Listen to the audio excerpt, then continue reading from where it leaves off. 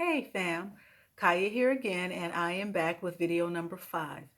So my prayer this evening, because it's pretty late, but it is Shabbat. So Shabbat Shalom.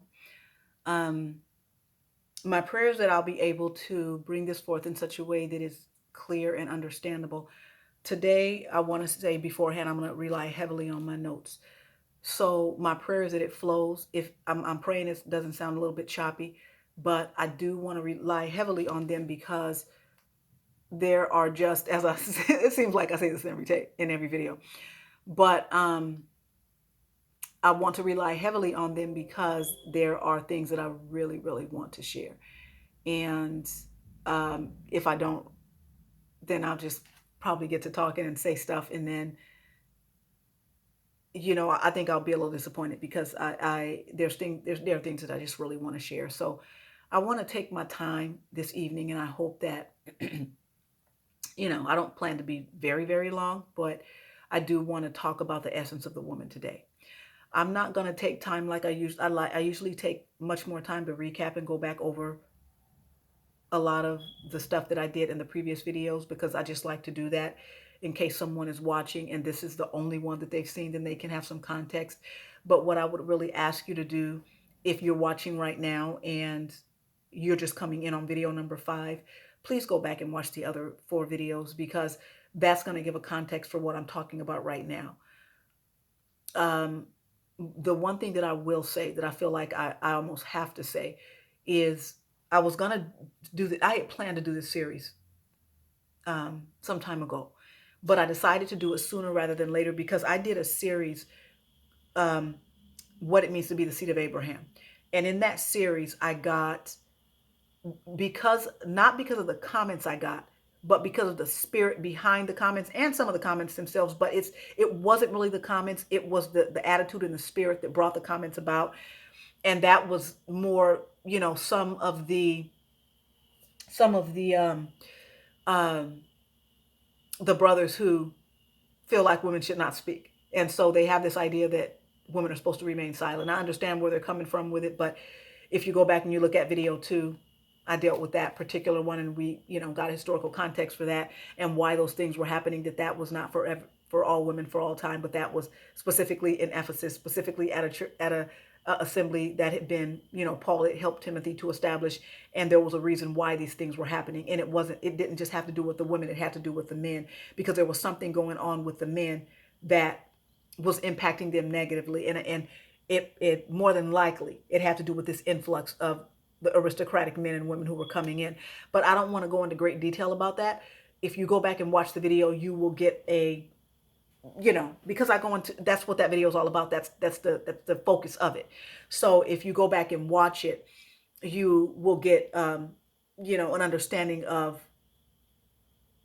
at least my understanding of 1 Timothy 2:15, and now why I'm coming back to Genesis and working my way back, because what I want to show is that how we have regarded the woman in these religious circles today is connected and somehow is predicated to some degree upon what we see in this ancient biblical narrative. But the problem with the ancient biblical narrative is that the majority of the ancient biblical narrative took place post-fall. So when we look at that, we're looking at fallen systems with fallen people. And so here's where I want to share some of the notes that I have. And this I may say some things over again, but I really want to drive this point home.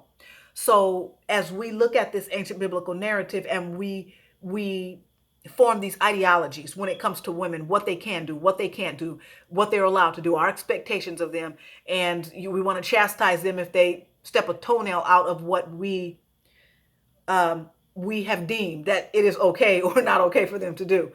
I want to share these notes. So in their ideologies and expectations of women, far too many of those who make up the religious sphere of our society have built and based their belief regarding women on a fallen system in a fallen world.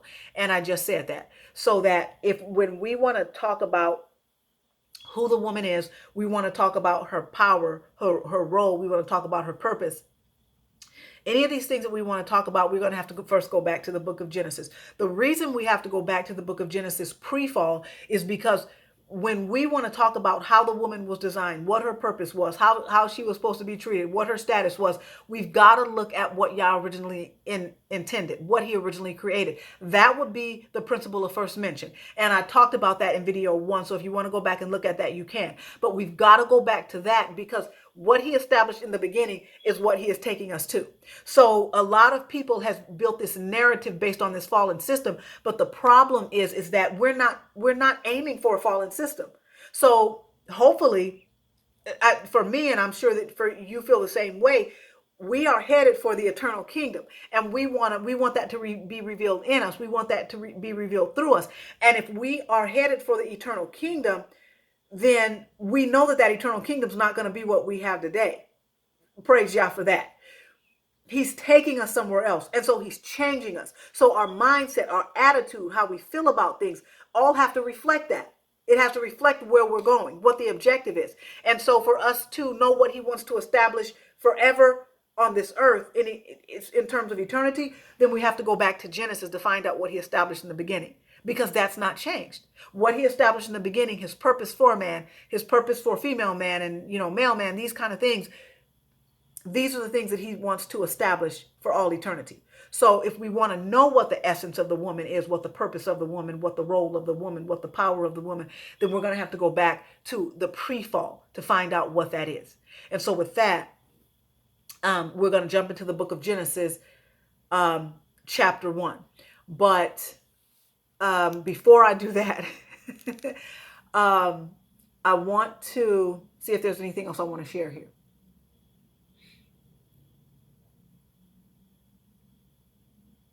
Okay, no, I think I shared everything. So I had originally intended to read the whole chapter of Genesis. I was just going to, take my time and go through the whole thing. But because of the time factor, it's really late. But I really do want to go ahead and see if I can get this out. I don't want to rush it. But my prayer is that Yah will bring out what he wants to bring out, and not, nothing that I'm trying to bring out in and of myself, but that the things that he has spoken to me, that, that he would bring those things out in his own way. So if you were to go back and read the book of Genesis chapter 1, and I hope that you will go back and actually do that. One of the things I want you to notice is from verses 1 through 25, Yah is, our cosmos is coming into being. Yah is saying, let there be light. He divided the light from the darkness, and the light he called day, the darkness he called night. And we have the sun, the moon, the stars. We have the firmament and the waters and the land and the vegetation, and the creeping things and the birds and the marine life. We have all these different layers of creation that he is creating. And as he's creating all these things, he's blessing it, and he's saying, be fruitful and multiply and fill the earth, and all these different things. So if we read that, we can imagine this narrative that is taking place. Up until verse 25, he's doing this, speaking out. Let there be this, let there be that. Fly and fill the seas, and he up until verse 25. Between the end of 25 and 26, I want to submit to you today that Yah changes slightly in the method in which he's creating.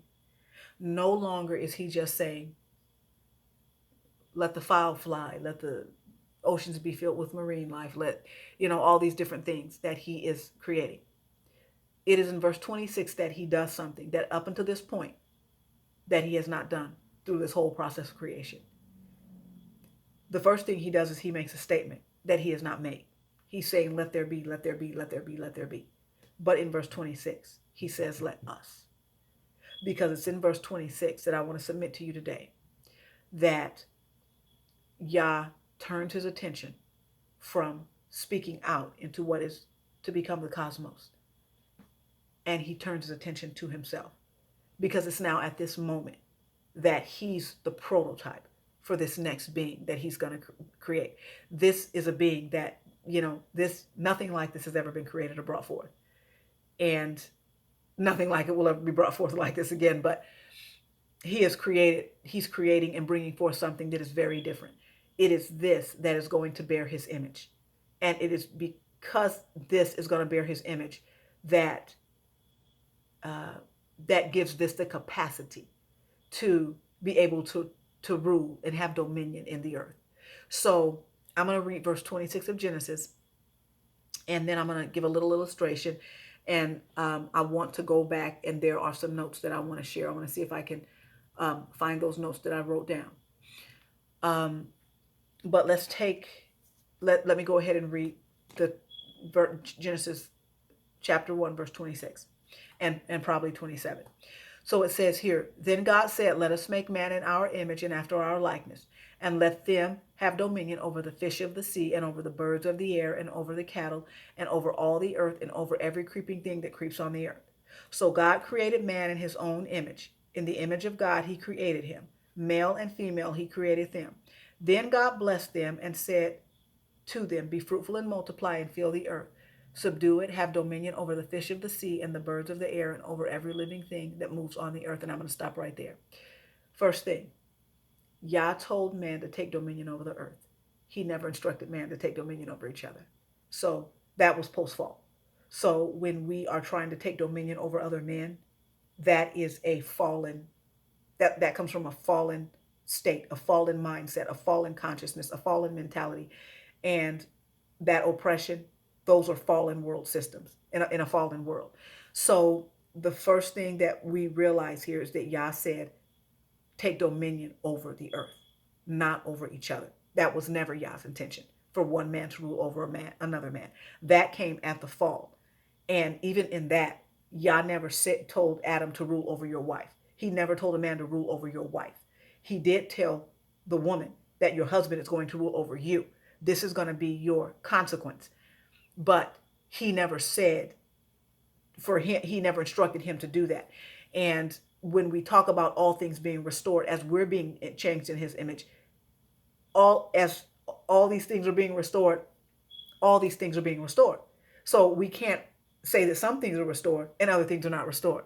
If the world is going to be restored, then woman is going to be restored. So, we can't have everything else restored and leave her out. But having read that, I want to do a little illustration here. And I want to use this to talk about the creation of mankind, man and woman, because here we have male man and female man. Shout out to the late Dr. Miles Monroe. He coined that phrase, male man and female man. I was reading some of his books so many years ago. And as he talked about male and female, that's what he called them. And it was kind of a revelation at the time that is exactly what we are. So if I were to take this, let's imagine Genesis chapter 26 is taking place. And Yah said, let us create man. Verse 26 says, let us make man in our image and after our likeness. And then if we go down to verse 27, he says, so God created man in his own image. So in the image of God, he created him, male and female, he created them. So let's look at this as Adam, as man, because Adam doesn't speak of a man as much as it speaks of an essence. So Adam is you, Adam is me, Adam is male, Adam is female. That is why Yah said in Genesis chapter 5, verse 2, he blessed them and called their name Adam in the day that they were created. Adam describes the essence of who we are as mankind, not just a gender.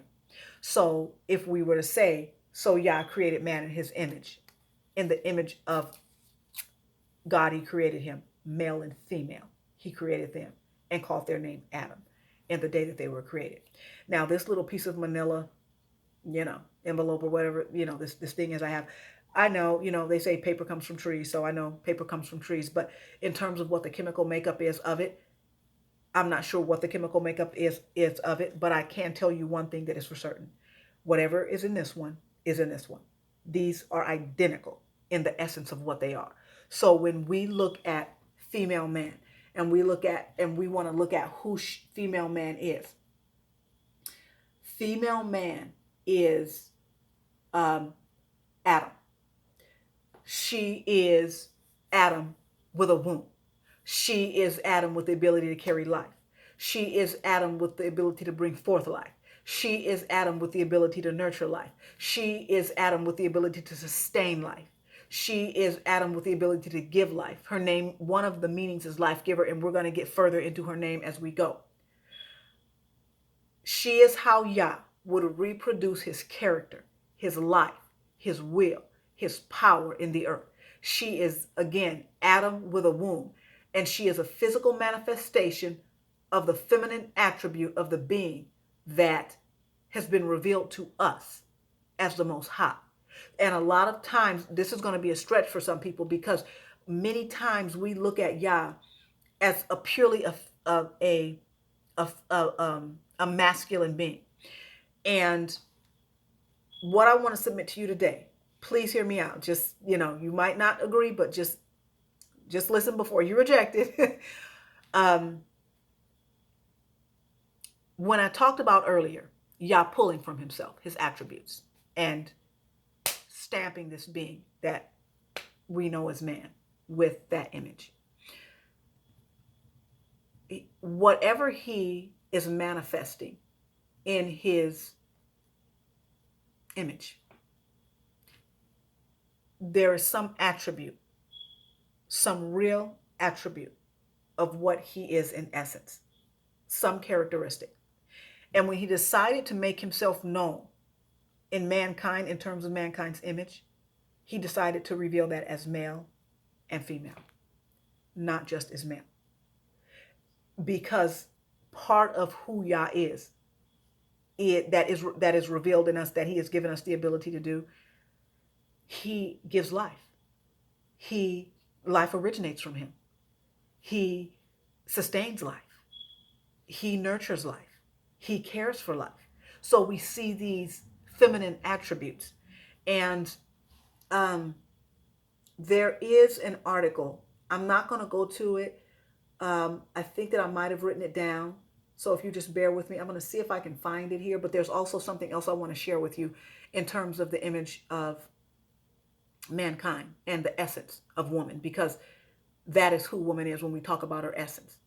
We can stamp essence done because that is who she is in essence. In the essence of who the woman, Chava, is, she is Adam. But in this article, which is, it's the publication, this article is what the early church thought about God's gender.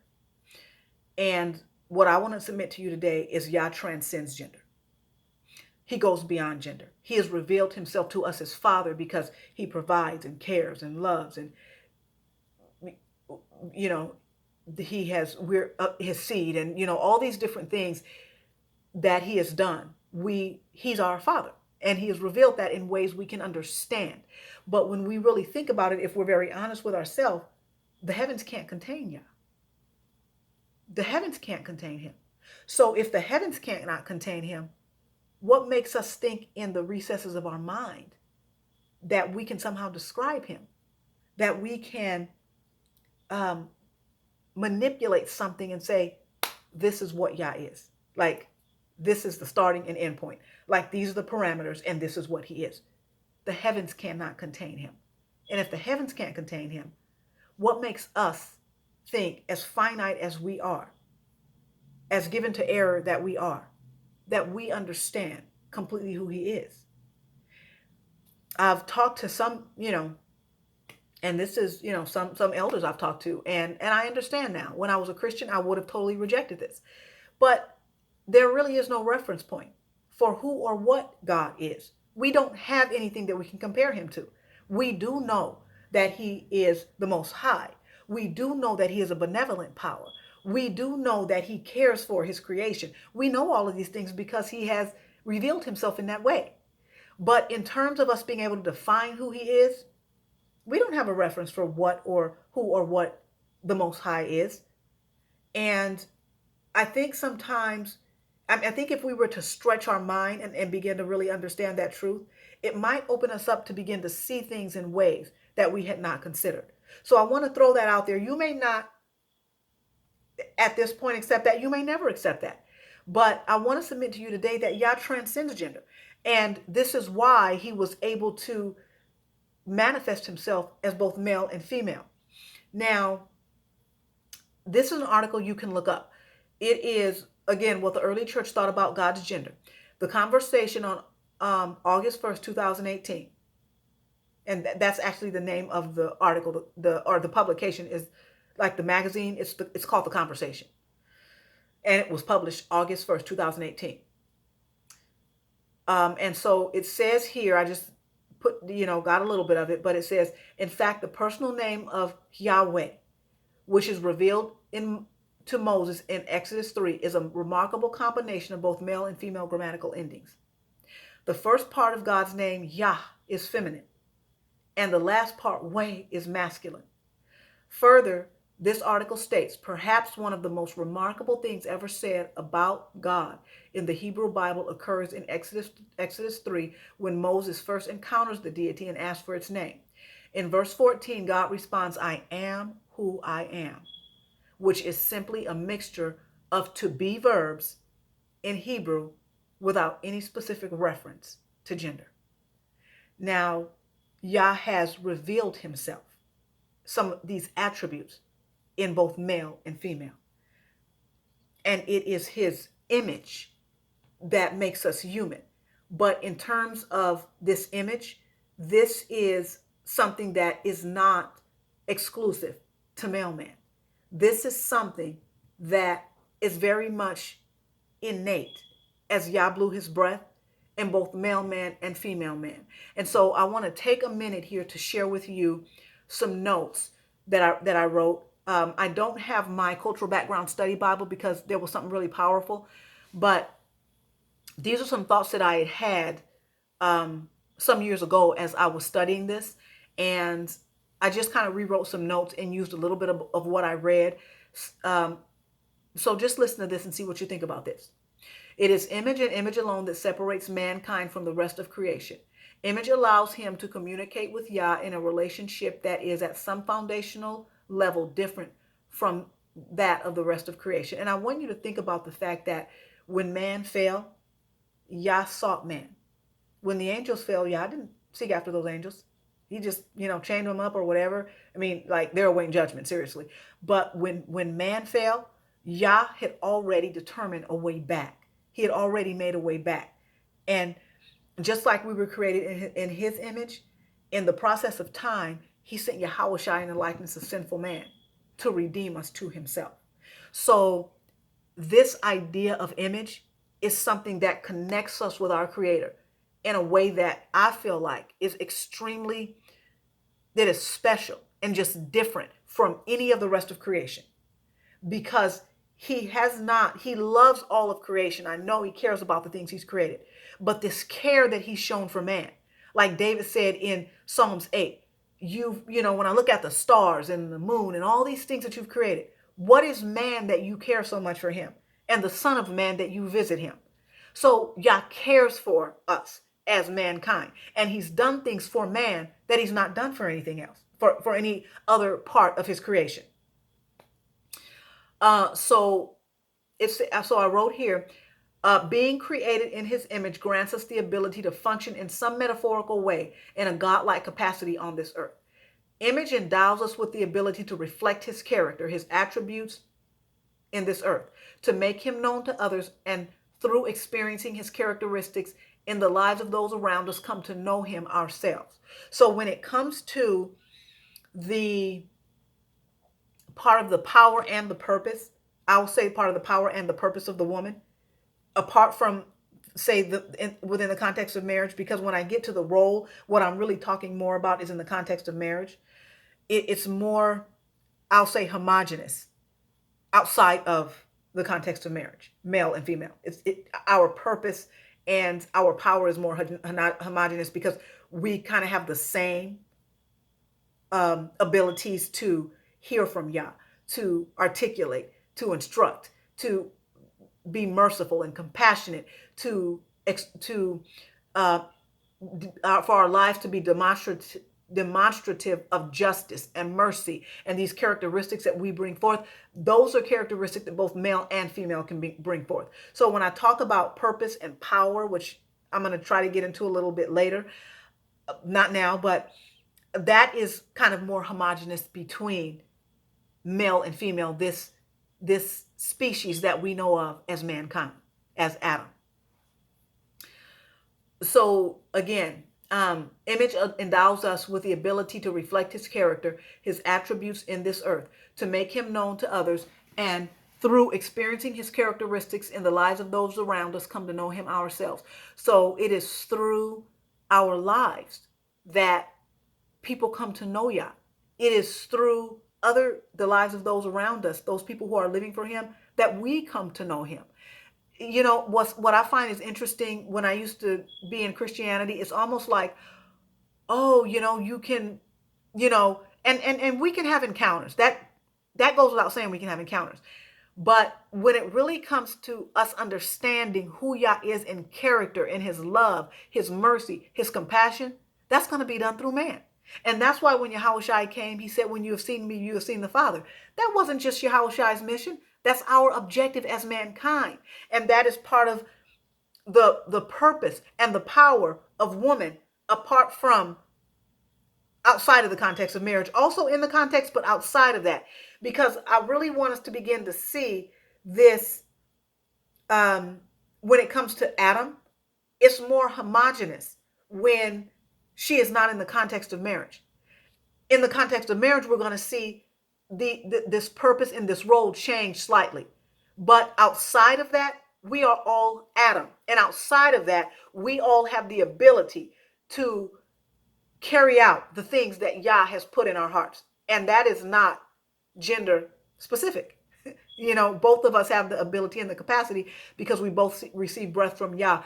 And I'm going to get into that in just a minute. But I'm going to go ahead and finish these notes here.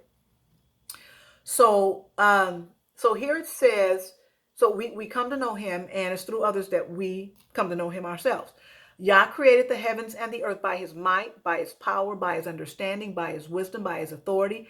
Thus, it would take a created being who, to some degree, possesses something of these attributes: his might, his power, his understanding, his wisdom, his authority, to take dominion, to oversee and maintain in the condition of this earth, the conditions under which and by which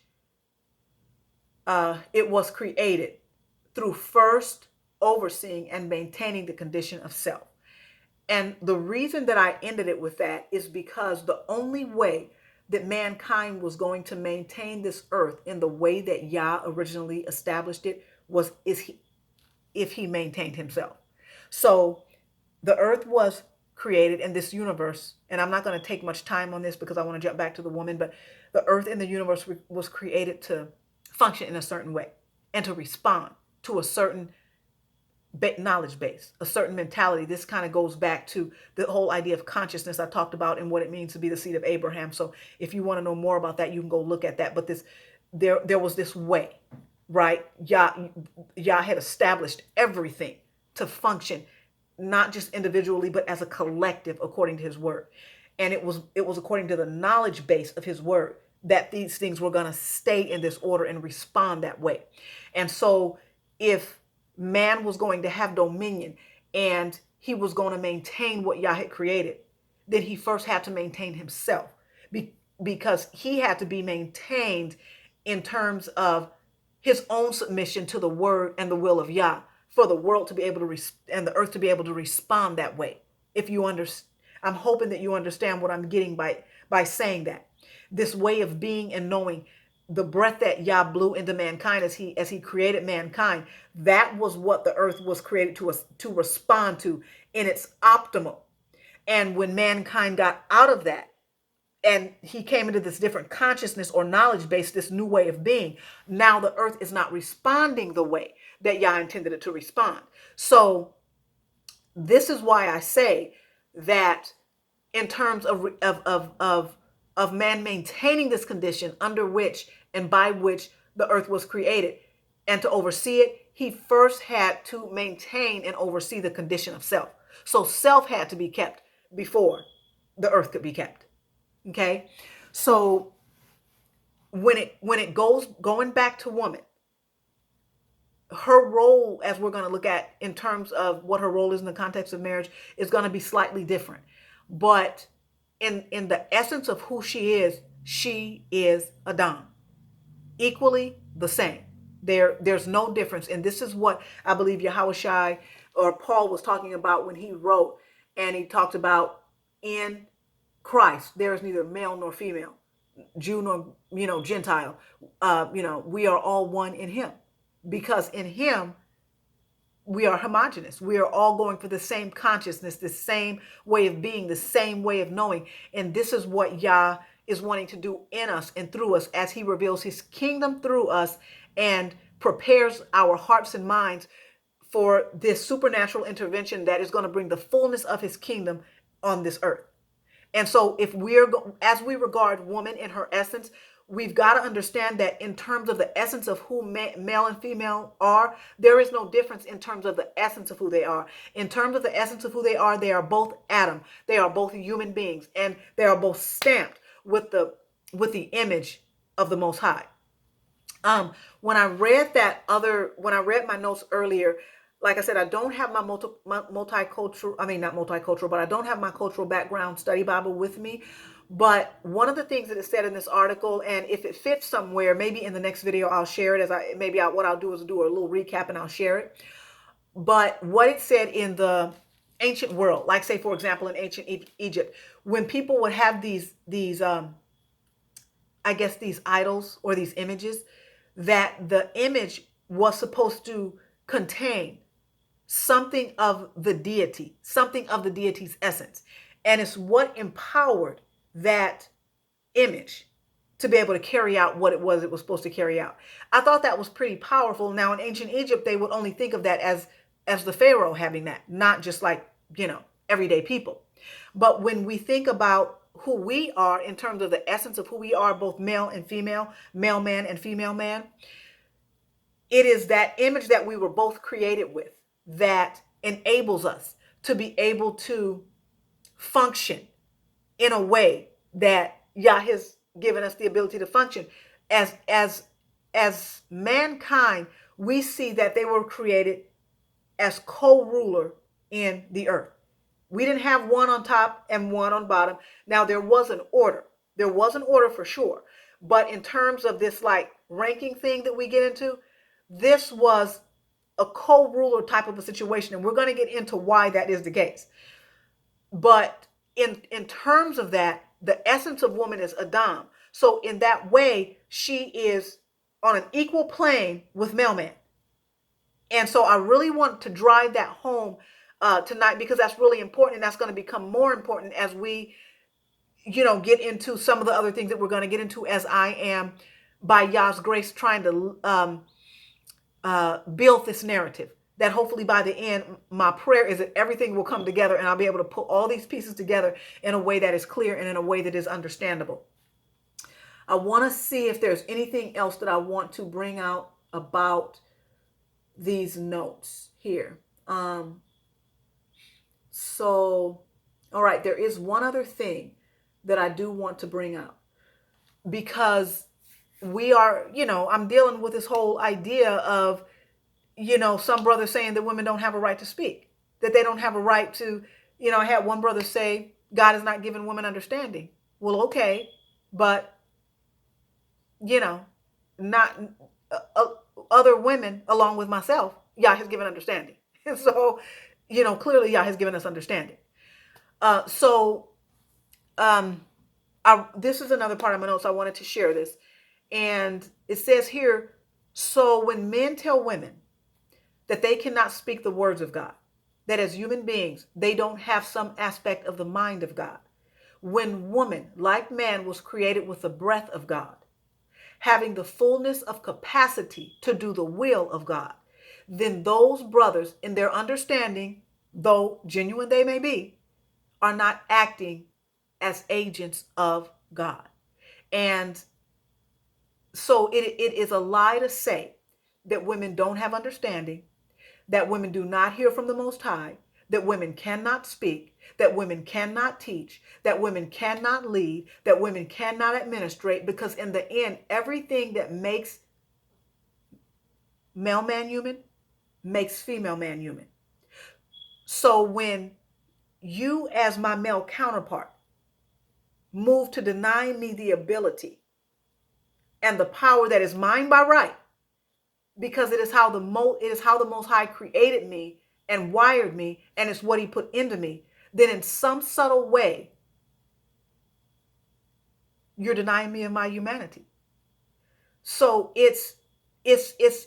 I want us to begin to think about this in a different way, and we can't really think about it in a different way unless we change our mindset about how we see women. And it can't be based on this ancient biblical narrative that in a lot of ways is problematic, because it is it's fallen, which is why Yah is trying to change it.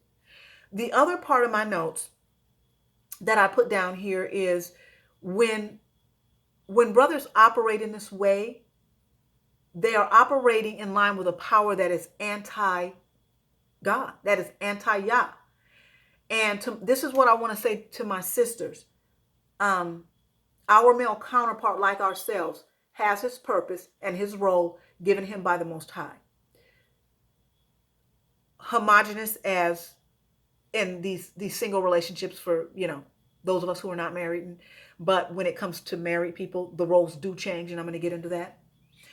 But he was not created with any more of the breath of God, the power of God, the mind of God, the heart of God, the plan of God, or the will of God than his female counterpart. So when you encounter a man who is treating you, regarding you, making you feel like, or act in accordance with anything other than your great beauty and your worth of one who has been created and brought forth with the breath of God, then that man, it really doesn't matter who he is, that man is not acting according to the will or the word of God, even if he means well. And it's something that we really need to understand, because if we don't understand that, then we allow ourselves to be treated in that way.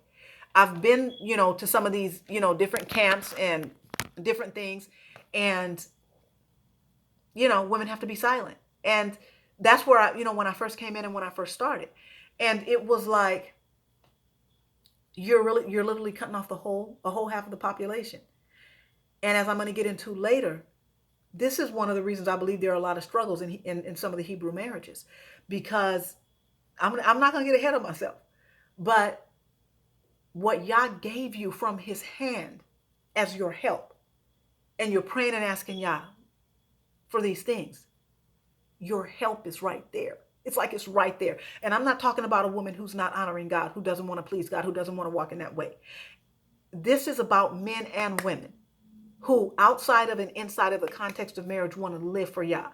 And that's what I'm talking about here. So this is not for competition to separate, but it really is for unity between male and female. And neither one of us ought to be denied the right to operate in the way that Yah has wired us to operate, because we were both given that capacity. And that is, we were both given that power.